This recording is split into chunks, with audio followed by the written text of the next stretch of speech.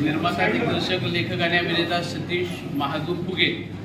मी आज माझे मित्र योगेश गाडगे यांचा धामा चित्रपट मी या ठिकाणी पाहायला आलो होतो।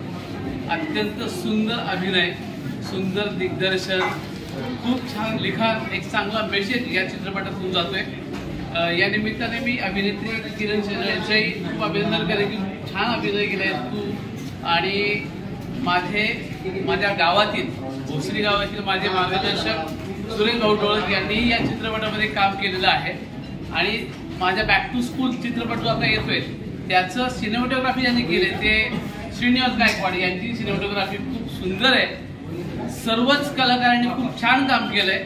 मी या निमित्ताने योगेशला त्याच्या संपूर्ण टीमला खूप साऱ्या शुभेच्छा देतो।